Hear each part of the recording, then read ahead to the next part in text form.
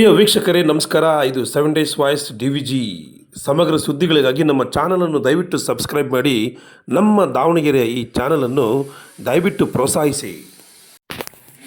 Davanagere SOG colony Ramanagara B ಬ್ಲಾಕ್ನಲ್ಲಿರುವ ಶ್ರೀ ಉಚ್ಚಂಗಮ್ಮ ದೇವಿಯ 3ನೇ ವರ್ಷದ ವಾರ್ಷಿಕೋತ್ಸವ ಸಮಾರಂಭ ಕಾರ್ಯಕ್ರಮ ನಡೆಯಿತು.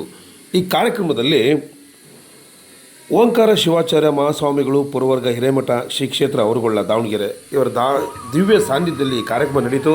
ಮತ್ತು ಈ ಕಾರ್ಯಕ್ರಮದಲ್ಲಿ ಶ್ರೀರಾಮ ಸೇನೆಯ ಸಂಸ್ಥಾಪಕರಾದಂತಹ ಪ್ರಮೋದ್ ಮುತಾಲಿಕ್ ಕೂಡ ಭಾಗವಹಿಸಿದ್ದರು.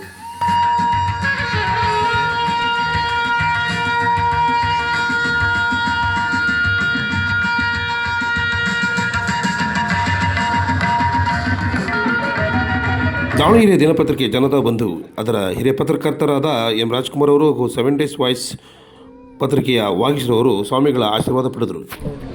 ಈಗ 150 ವರ್ಷ ಇವತ್ತಿಗೆ ನಮಗೆ ಒಂದೇ ಮಾತರಂ ಹಾಡಿ ಒಂದು ಗೀತೆಗೆ ಇವತ್ತು ಕೇಂದ್ರ ಸರ್ಕಾರ ಒಂದು ಅಧಿಸೂಚನೆ ಹೊರಡಿಸಿದೆ. ರಾಷ್ಟ್ರಗೀತೆಗೆ ಏನು ಸಮ್ಮಾನ ಇದೆಯೋ ಅದೇ ಸಮ್ಮಾನ ಒಂದೇ ಮಾತರಂ ಕೊಡಬೇಕು ಅಂತ, ಮತ್ತು ಪ್ರತಿಯೊಂದು ಕಾರ್ಯಕ್ರಮದಲ್ಲೂ ಎದ್ದು ನಿಂತು ಗೌರವ ಕೊಡಬೇಕು ಅಂತ ಕೂಡ ಒಂದು ಅಧಿಸೂಚನೆ ಹೊರಡಿಸಿದೆ. ಅದ್ರ ಬಗ್ಗೆ ನಿಮ್ಮ ಒಂದು ಅಭಿಪ್ರಾಯ? ಕೇಂದ್ರ ಸರ್ಕಾರ ಒಂದೇ ಮಾತರಂ ಬಗ್ಗೆ ತಗೊಂಡಂಥ ನಿಲುವು ಅತ್ಯಂತ ಉತ್ಕೃಷ್ಟವಾಗಿದೆ, ಅಭಿನಂದನಾರ್ಹವಾಗಿದೆ. ನಾನು ಕೇಂದ್ರ ಸರ್ಕಾರಕ್ಕೆ ಶ್ರೀರಾಮ ಸೇನೆ ಸಂಘಟನೆಯಿಂದ ಅಭಿನಂದನೆಗಳನ್ನು ಹೇಳ್ತೇನೆ. ಒಂದೇ ಮಾತರಮವನ್ನು ಕಾಂಗ್ರೆಸ್ನವರು ಅವಮಾನ ಮಾಡಿದರು, ಅಪಮಾನ ಮಾಡಿದರು, ಅಪಪ್ರಚಾರ ಮಾಡಿದರು. ಹಿಂದುತ್ವದ ಹಿನ್ನೆಲೆಯಲ್ಲಿ ಇಡೀ ದೇಶದ ವರ್ಣನೆ ಇರುವಂಥ ಒಂದೇ ಮಾತರಂ ಬಂಕಿಮ್ ಚಂದ್ರ ಚಟರ್ಜಿಯವರು ಬರೆದು 150ನೇ ವರ್ಷದ ಆಚರಣೆಯನ್ನು ಮಾಡ್ತಾಯಿದ್ದೀವಿ. ಸೊ ಇಡೀ ದೇಶದ ಅತ್ಯಂತ ಉತ್ಕೃಷ್ಟವಾದಂಥ ವರ್ಣನೆ ಇದೆ. ತುಮಿ ದುರ್ಗಾ ತುಮಿ ದಶಪ್ರಹರಣ ಧಾರಣಿ ಅಂತನ್ನುವಂಥದ್ದು. ಅಂದರೆ ಎಂಥ ಒಂದು ಆ ಗೀತೆಯನ್ನು ಅವಮಾನ ಮಾಡಿದ್ದು ಕಾಂಗ್ರೆಸ್ನವರು. ಅದು ಕೂಡ ಮುಸ್ಲಿಂ ತುಷ್ಟೀಕರಣ ದೃಷ್ಟಿಯಿಂದ ಅದನ್ನು ತುಂಡು ಮಾಡಿದರು. ಬರೀ 4 ಸಾಲು ಮಾತ್ರ ಹೇಳೋ ಹಾಗೆ ಮಾಡಿದ ಕಾರಣ ಏನಂತಂದರೆ ಮುಸ್ಲಿಮರು ಅದನ್ನು ವಿರೋಧ ಮಾಡಿದ್ದಕ್ಕೆ. ಮುಸ್ಲಿಮರು ಹುಟ್ಟಿದ್ದು ಇಲ್ಲೇ ಭಾರತದೇ ಅನ್ನ ತಿಂತಾ ಇದ್ದಾರೆ, ಭಾರತದಲ್ಲೇ ವಾಸ ಮಾಡ್ತಾ ಇದ್ದಾರೆ, ಭಾರತದ್ದೇ ಎಲ್ಲ ಫೆಸಿಲಿಟಿ ತೊಗೊಳ್ತಾ ಇದ್ದಾರೆ. ಆ ಭಾರತ ಮಾತೆಯ ವರ್ಣನೆ ಇರುವಂಥ ಗೀತೆಗೆ ಇವರು ಹಾಡಿದರೆ ಇವರು ತಿರಸ್ಕಾರ ಮಾಡ್ತಾರೆ, ಅದನ್ನು ಬೈತಾರೆ, ಅದನ್ನು ಬೇಡ ಅಂತ ಅನ್ನುವಂಥದ್ದು ಹೇಳ್ತಾರೆ. ಇವ್ರು ಯಾರು? ಮುಸ್ಲಿಮರು ನೀವು ಯಾರು? ನೀವು ಈ ದೇಶದವರೇ ಅಲ್ಲ, ಬೇರೆ ದೇಶದಿಂದ ಬಂದಂಥ ಅಕ್ರಮಕರು ನೀವು.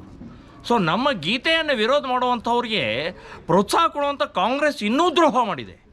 ಈ ದೇಶದಲ್ಲಿ 125 ಕೋಟಿ ಹಿಂದೂಗಳಿಗೆ ಅಪಮಾನ ಮಾಡಿದಂಥ ಕಾಂಗ್ರೆಸ್ಗೆ ಧಿಕ್ಕಾರ ಹೇಳ್ತಾ ಇದ್ದೀನಿ ನಾನು. ಸೊ ಅಂಥ ಒಂದು ಶ್ರೇಷ್ಠ ಕಾರ್ಯ ಇವತ್ತು ಕೇಂದ್ರ ಸರ್ಕಾರ ನರೇಂದ್ರ ಮೋದಿಯವರ ನೇತೃತ್ವದಲ್ಲಿ ಇವತ್ತು ಒಂದೇ ಮಾತರಂಗೆ ಜನಗಣಮನ ಅಧಿನಾಯಕ ಜಯ ಹೇ ಗೀತೆಗೆ ಸಮಾನವಾಗಿ ಗೌರವವನ್ನು ಕೊಡ್ತಾ ಇರುವಂಥದ್ದು ಉತ್ಕೃಷ್ಟವಾದ್ದು. ನಾನು ಅಭಿನಂದನೆಗಳನ್ನು ಹೇಳ್ತಾ ಇದ್ದೀನಿ. ಈಗ ದಾವಣಗೆರೆಯಲ್ಲಿ ಕಳೆದ ಒಂದು 15 ದಿವಸದಲ್ಲಿ ನಮ್ಮ ನಗರ ದೇವಿಯ ದುಗ್ಗಮ್ಮನ ಜಾತ್ರೆ ಇದೆ. ಎಲ್ಲ ಇದು ಒಂದು ದಾವಣಗೆರೆಯಲ್ಲಿರ್ತಕ್ಕಂಥ ಎಲ್ಲ ಹಿಂದೂಗಳಿಗೆ ಒಂದು ಪವಿತ್ರವಾದ ಹಬ್ಬ. ಅದಕ್ಕೆ ನಿಮ್ಮ ಸಂದೇಶ? ಬರುವಂಥ ಫೆಬ್ರವರಿ 24, 25 2 ದಿನ ದುರ್ಗಮ್ಮನ ದೇವಿಯ ಜಾತ್ರಾ ಮಹೋತ್ಸವ ಇದೆ.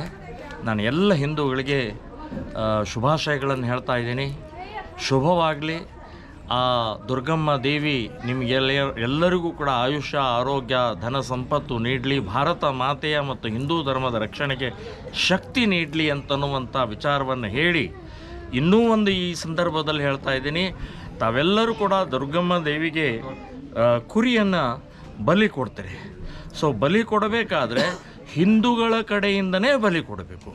ಮುಸ್ಲಿಮರ ಕಡೆಯಿಂದ ಹಲಾಲು ಮಾಡುವಂಥ ಪದ್ಧತಿ ಅವೈಜ್ಞಾನಿಕ, ಅಶಾಸ್ತ್ರವಾದ್ದು, ಶಾಸ್ತ್ರಕ್ಕೆ ಒಪ್ಪಿಗೆ ಅಲ್ಲ, ಅದು ದೇವಿ ಒಪ್ಪಲ್ಲ ಅದು.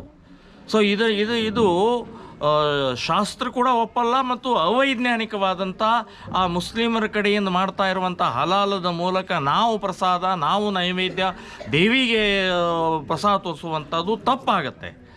ಅದಕ್ಕೆ ನಾನು ಹೇಳ್ತೇನೆ, ಆ ರೀತಿ ಏನಾದರೂ ಮಾಡಿದರೆ ಶಾಪ ತಟ್ಟತ್ತೆ, ಪಾಪ ಬರುತ್ತೆ ಅಂತನ್ನುವಂಥದ್ದು ಹೇಳ್ತಾ ಇದ್ದೀನಿ. ಅದಕ್ಕೆ ಹಿಂದೂಗಳ ಕಡೆಯಿಂದನೇ ಕಲಾಲ್ ಸಮಾಜ ಇದೆ, ಕಾಟಿಕ ಸಮಾಜ ಇದೆ, ಇನ್ನೂ ಸಾಕಷ್ಟು ಜನ ಇದ್ದಾರೆ, ಅವ್ರ ಕಡೆಯಿಂದನೇ ಬಲಿ ಕೊಟ್ಟು ದೇವಿಗೆ ನೈವೇದ್ಯವನ್ನು ಮಾಡಿ ಊಟ ಮಾಡಿದರೆ ಶುದ್ಧ ಆಗತ್ತೆ, ಶಾಸ್ತ್ರಬದ್ಧವಾಗತ್ತೆ ಅಂತನ್ನುವಂಥದ್ದು ಹೇಳ್ತಾ ಇದ್ದೀನಿ.